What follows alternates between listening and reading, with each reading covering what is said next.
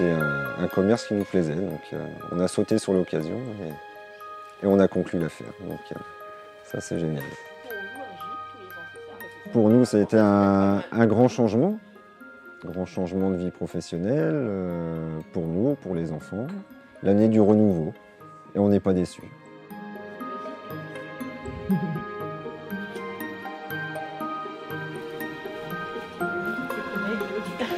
Les nouveautés, ça a commencé avec l'arrivée de Sarah, qui est venue m'accompagner ici dans cette belle aventure. Et puis l'envie de renouveau, donc un nouveau logo, une belle charte graphique et une super belle enseigne.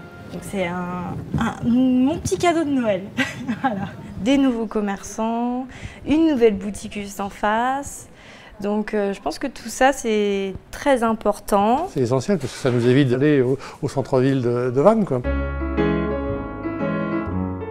Nous, ce qu'on a fait pour attirer nos commerces nouveaux, c'est une aide au loyer. C'est-à-dire que quand un nouveau commerçant arrive sur la commune, que c'est une activité qui n'existait pas non plus et qui vient remplir une vitrine vide, eh bien pendant une année, nous allons l'accompagner. Ça va lui donner effectivement la chance d'entreprendre, de bien se lancer dans l'aventure d'entreprendre. Et pendant une année, on va couvrir 50% de son loyer mensuel. Pour ouvrir ma boutique, j'ai eu le droit du coup de bénéficier de l'aide au loyer. Je propose plusieurs choses, ça va être surtout axé sur l'artisanat, tout ce qui est vêtements, vaisselle. Et sinon, il y a une autre partie, ça va être la partie créateur, créatrice, des bijoux, des accessoires. Ce qui a changé pour moi en 2018, donc j'ai changé le nom de mon enseigne. Ça fait 7 ans que je suis là, j'ai jamais pu le faire. Donc voilà, le but était de refaire aussi du renouveau. On a fait des travaux dans l'institut et changement de nom plus à mon image. Alors nous, on a refait tout ce qui est devanture devant et tout le réagencement de la cuisine, la salle et puis les petits travaux d'à côté quoi, pour que ce soit plus accueillant.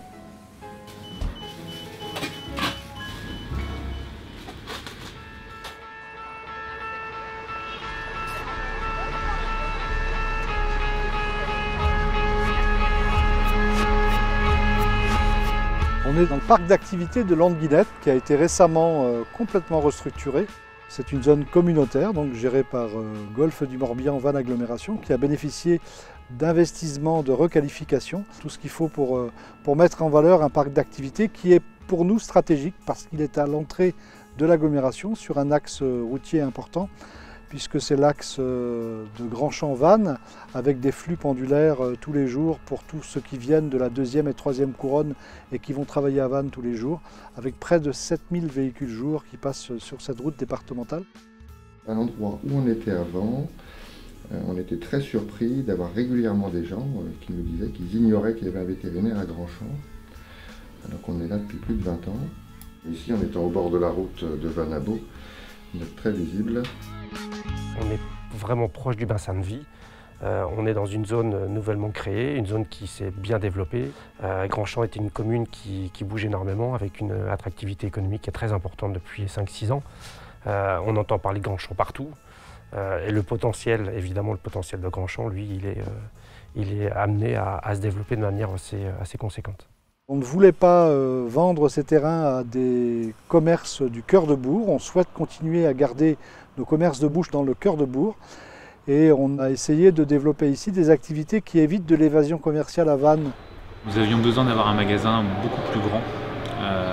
L'ancien magasin faisait 600 mètres carrés.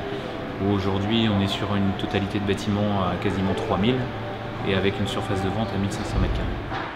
Là, on a refait tout ce qui est façade, donc partie grillagée. On a agrandi un petit peu sur l'espace vert qu'on a pu bitumer. La nouvelle zone, c'est bien parce que c'est vrai que ça amène du volume, du passage. Là, puis nous, on est quand même bien placé sur l'entrée de Grand-Champ. L'entrée, la sortie, comme ça, on ne peut pas nous rater. On fabrique uniquement des portails de clôture, aluminium et PVC. On vend uniquement aux professionnels. Ici, on est une trentaine et il y a 15 commerciaux sur la France qui commercialisent nos produits. Nous nous trouvons dans le local technique. Là, vous avez la partie chauffage de l'eau dont une partie est réservée à tous les panneaux solaires, puisque nous chauffons l'eau par le soleil, ce qui nous permet d'économiser pratiquement 50% de notre besoin en gaz. Et là, toute la partie recyclage de l'eau, puisque ici, nous sommes parmi les seuls centres de lavage du pays vantais à recycler à 100% notre eau de lavage. L'accueil des Irrigamis, je vous avoue que depuis maintenant pratiquement 8 à 10 semaines que nous avons ouvert, ce sont des gens très sympathiques et nous les trouvons beaucoup moins stressés que les vantais.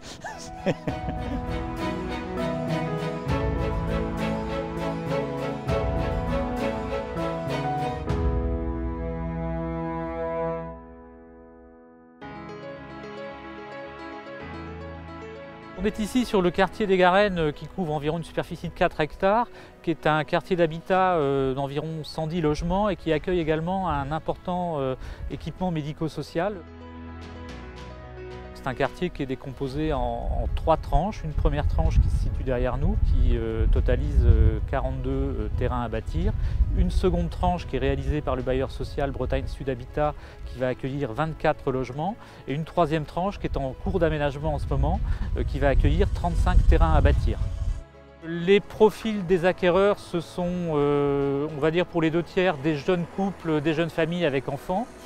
Et puis pour un tiers, des profils plutôt seniors, des personnes en fin de carrière, voire même des retraités. J'ai emménagé depuis le 1er octobre pour me rapprocher des enfants. On n'est pas loin des commerces, pas loin du bourg non plus, donc ça me plaît.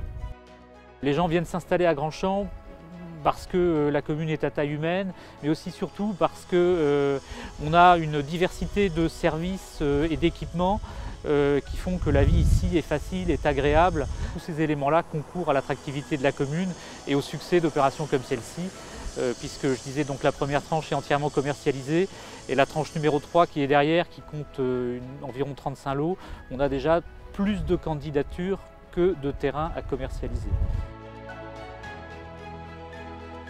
L'équilibre, c'est un programme immobilier neuf, donc c'est un programme qui est composé de collectifs, donc d'appartements, et de terrains libres de constructeurs.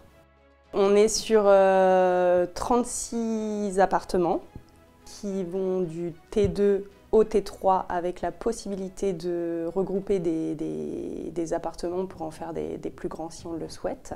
Donc là, on est sur des surfaces entre 40 à plus de 80 mètres carrés et des terrains libres de constructeurs qui vont de 280 à presque 400 mètres carrés. Là, on en a 14 terrains.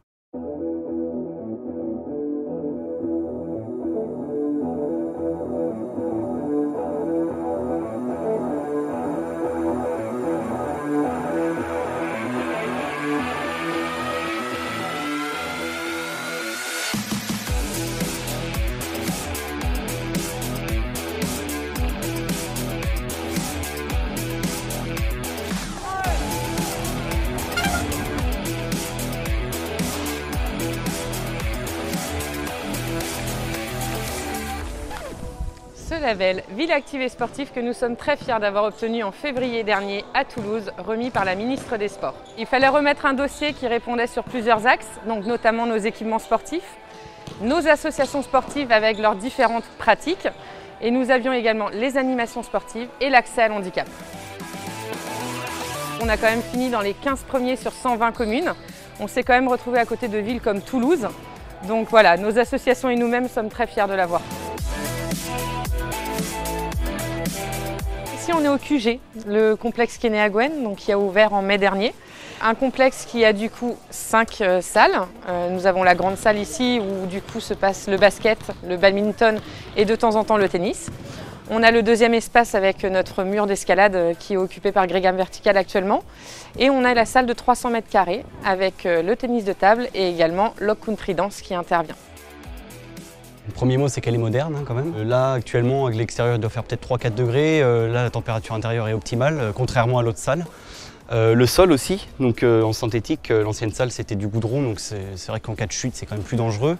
Donc là, c'est plus agréable, je pense. Et l'éclairage aussi, qui est quand même très intéressant. Voilà, donc il fait bon d'y faire du sport, on va dire.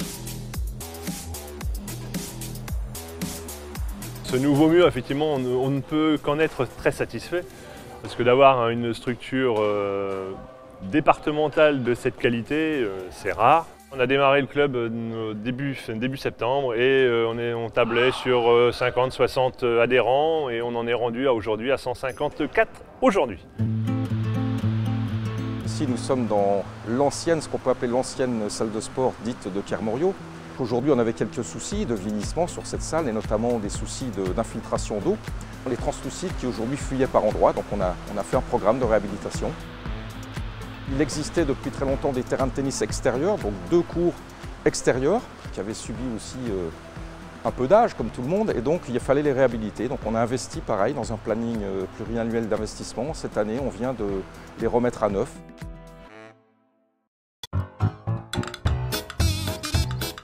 Dans cette mission, tu as été particulièrement brillante et je suis persuadé que soit dans ton projet personnel, dans ton projet professionnel, on aura l'occasion de retravailler ensemble et je connais ton attache très très forte pour la commune et cette capacité à mettre cette commune en avant et en tout cas, bonne route.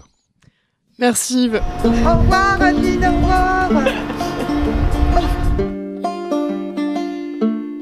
Bonjour, je m'appelle Frédéric André, je suis chef de centre chez les pompiers de Grandchamp depuis maintenant 1 an. Voilà, j'ai remplacé Gérard Mahé qui m'a laissé sa place. J'ai 42 ans et donc j'habite à Grandchamp depuis 2001. Pendant ces 10 années, j'ai eu que du plaisir à commander ce centre et je reste à Grandchamp. Je suis originaire de Grandchamp, mon épouse est également de Grandchamp, plus grégamiste que moi on n'en trouvera pas, je pense pas.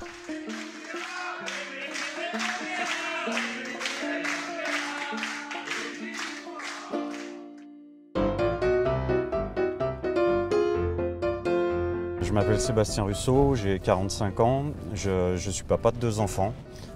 J'ai commencé ma carrière professionnelle en gendarmerie, donc j'ai toujours travaillé dans les métiers de la sécurité. J'ai postulé à Grandchamp parce que le poste m'intéressait pour diverses choses, et notamment le caractère rural de la commune. La proximité avec les gens m'intéressait également. Donc voilà pourquoi je suis là aujourd'hui. Vraiment, je suis très bien accueilli et je suis très content d'être là.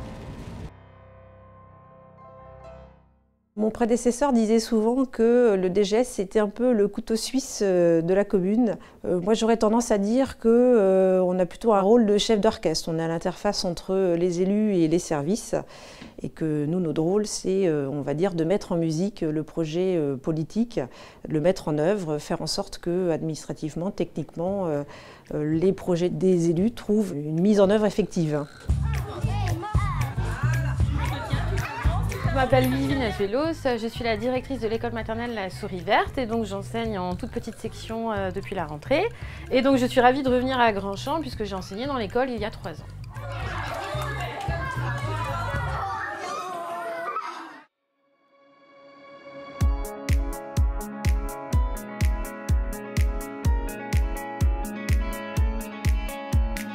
Derrière moi, vous pouvez voir le chantier de la maison de l'enfance numéro 2. Elle pourra accueillir 130 enfants, plutôt des enfants en bas âge, la tranche 3-7 ans. Elle accueillera les enfants en périscolaire, en ALSH et le midi, sur le temps périscolaire du midi, pour la restauration collective pour 150 enfants environ. On accueille sur Grandchamp bien sûr de jeunes foyers, mais aussi des foyers qui sont en demande de services.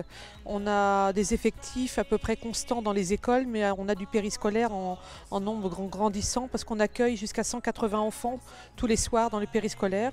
Aujourd'hui, c'est réparti entre 3 sites. Donc quand on aura notre deuxième maison de l'enfance, on n'aura plus que 2 sites, un site pour les grands, un site pour les plus jeunes. Ce sera beaucoup plus facile à gérer au sein des services et au sein des familles.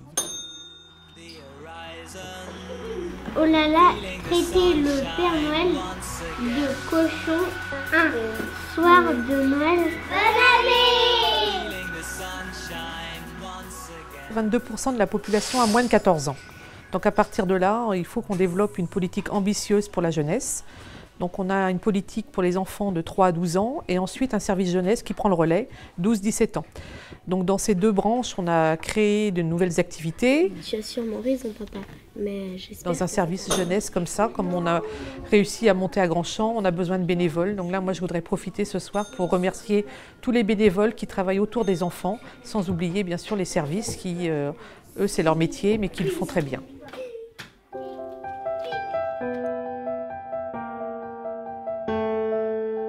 Donc là, il y a des ouvertures qui donnent sur les jardins sensoriels. Et on va arriver dans une chambre test. Il y a 60 résidents, donc 60 chambres. Le but, c'est que chacun ait sa chambre individuelle avec sa salle de bain et puis son espace intime privilégié donc, pour lui. Et en tout, donc, en nombre de personnes, c'est 100 personnes qui seront accueillies dans ce bâtiment. Donc 40 sur l'IME et 60 sur la maison d'accueil spécialisée.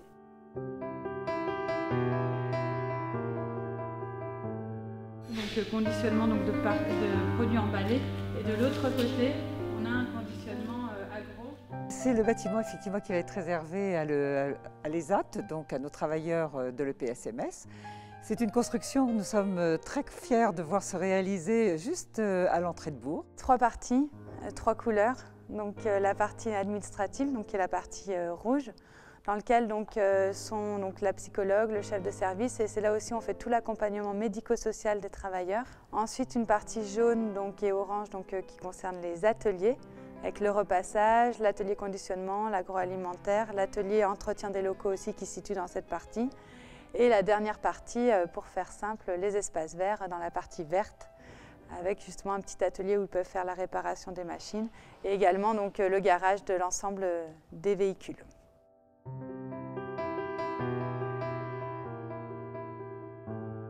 Ici, on est dans le futur village service intergénérationnel.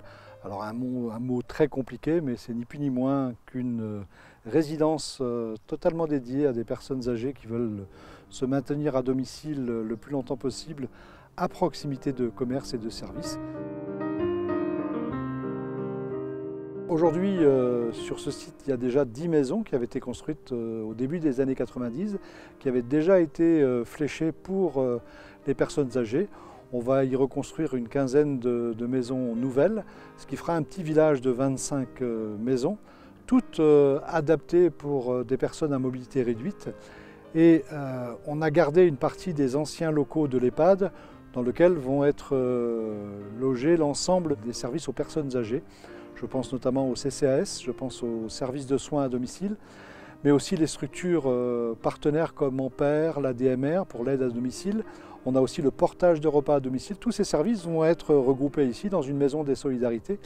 Et entre cette maison des solidarités et le petit village des 25 maisons, on aura une place du village dans laquelle on veut vraiment développer de l'intergénérationnel, puisque autour de ces structures, il y aura des locaux qui seront dédiés plutôt à la jeunesse et des locaux plutôt dédiés à des personnes d'âge intermédiaire. Voilà, donc c'est vraiment un vrai projet intergénérationnel sur notre commune, mais au service essentiellement des personnes âgées. Bonjour à tous, soyez les bienvenus dans ma commune Vol-des-Tours et aujourd'hui nous sommes à Grandchamp. Bonjour. Alors ici nous sommes dans un centre culturel éphémère. Quelle est la vocation de ce lieu ? Alors la vocation de ce lieu, c'est d'accueillir des artistes locaux ou d'ailleurs, de leur permettre d'avoir des espaces de travail et ensuite de pouvoir les exposer et également de permettre à des associations de pouvoir profiter des lieux et des jardins de la villa.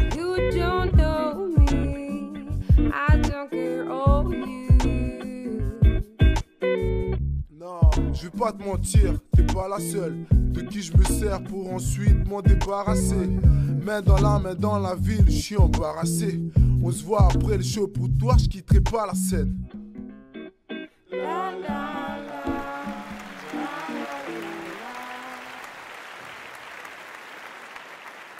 Cette année, nous avons reçu 4 belles affiches.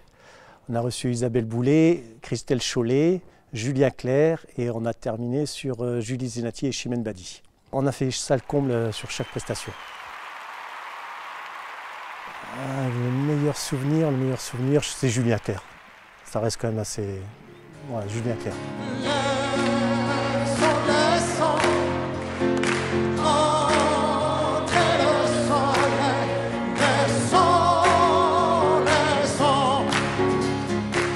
rapport à la taille de la salle. Il y a vraiment une chaleur et je pense que ça se ressent, quoi. On reçoit des mails après leur passage et on sait que Grandchamp fait partie quand même des dates qui retiennent, quoi. On avait également programmé pour le 1er décembre qui devait être un peu l'apothéose, on devait recevoir Véronique Sanson. D'ailleurs on était complet déjà depuis un moment et puis suite à ses problèmes de santé, 15 jours avant la date, le concert a été annulé, quoi. Donc on aurait pu avoir Véronique Sanson à Grandchamp, ce qui était quand même un événement assez exceptionnel, surtout que dans la tournée, les 3 dates, c'était Tours, Grandchamp, Nantes. Donc ça c'était quand même assez grandiose, quoi. Cette salle sert aussi essentiellement pour les associations, monde associatif. Donc on met à disposition l'ensemble des locaux, suivant plusieurs formules possibles, de façon à ce que les associations puissent pratiquer soit leur événementiel, soit leurs réunions. Le planning est très chargé, tout 2019 est déjà presque pris. Attention, tout le monde fait semblant de courir par là, c'est parfait.